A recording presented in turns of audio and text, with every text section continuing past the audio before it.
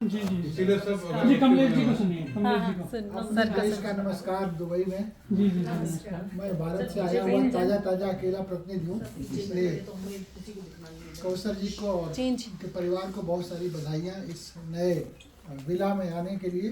Thank you. और सिद्दीक भाटी जी जो उनके बाबा जी हैं, उनके इस किताब के विमोचन के लिए। मेरी पोती 3 साल की है और मैं समझ सकता हूँ कि एक पोती और एक दादा के बीच का रिश्ता क्या होता है। इस समय मैं जी रहा हूँ उसे, और ऐसे लगता है जैसे मैं अपने बच्चों का बचपन जी रहा हूँ उसके साथ। तो बड़े होने पर फिर वो रिश्ता एकदम से उलट जाता है और फिर वो सिद्दीक भाटी और कौसर जी का रिश्ता बन जाता है। ये बहुत बड़ी बात है, आपको इसके लिए बधाइयाँ।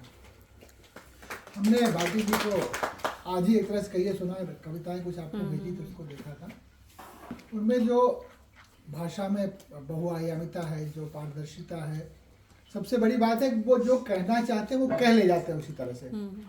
कविता का जो सबसे बड़ा मर्म यही होता है, कविता तो सबके अंदर है लेकिन हर आदमी नहीं कह पाता उसे, और कहना भी चाहे तो उस तरह नहीं कह पाता जिस तरह उसे कहना चाहिए। तो ये कवि की बड़ी सफलता होती है कि वो अपने भावों को उसी रूप में समाज में ले आए। ये जनकवि इसीलिए बन पाए कि वो आम आदमी की बात को बिल्कुल जड़ से उठाकर उसकी पीड़ा को सामने ले आते थे और उसको कविता में ढाल के कहते थे। फिराक गोरखपुरी ने एक जगह लिखा है कि शायरी जो है वो निजी सुख दुख की सूची बनाना नहीं है। उर्दू शायरी में बहुत होता है, तो अपना ही गम, रोना धोना, माशूका नहीं मिली, मिल गई तो ये हुआ वो हुआ। तो फिराक गोरखपुरी ने उसको हिट किया। उन्होंने कहा कि शायरी निजी सुख दुख की सूची प्रस्तुत करना नहीं बल्कि मानवता के सुख दुख की व्याख्या है। मतलब फिराक गोरखपुरी जैसा उर्दू का शायर अगर ये बात कर रहा है तो इसके मतलब है। और उनकी बात सिद्दीक साहब के भाटी जी के ऊपर पूरी तरह खरी उतरती। कई सारी कविताओं में जो उनका दर्द है, जो उनकी संवेदना उभरती है, वो बहुत ही प्रणम्य है। और उस संवेदना को इस किताब के माध्यम से, जो दूसरी किताब इनकी कविताओं वाली है, मैं समझता हूँ उसको और दूर तक फैलाने की आवश्यकता है। और आपने ये जो किताब उनके ऊपर दी है, ये किताब उनको एक बार फिर से नए सिरे से उनको जिंदा कर रही, हम लोगों के बीच, समाज के बीच, पढ़े लिखे लोगों के बीच में। और ये किताब भारत में उपलब्ध है, ये बहुत अच्छी बात है और इसके माध्यम से लोग और जानेंगे।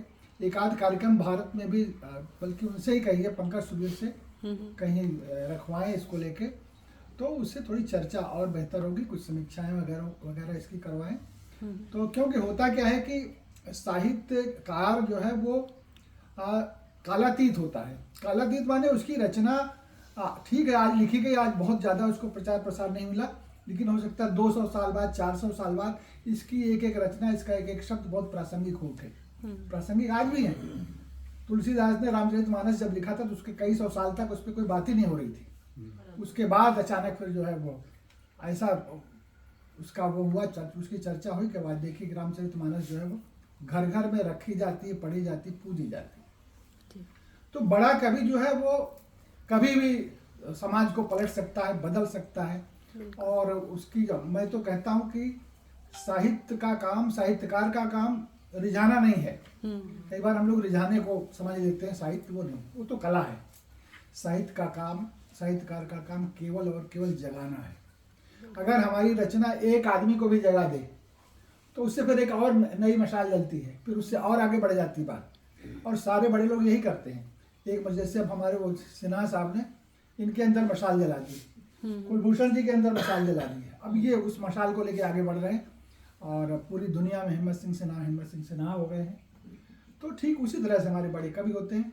मैं भाटी साहब को आज के इस मौके पर अपनी संवेदनाएं अर्पित करता हूँ, श्रद्धांजलि देता हूँ और आपने इतना बड़ा काम किया, आपको बधाइयाँ देता हूँ। आपका परिवार आपके साथ है, बहुत बड़ी बात है।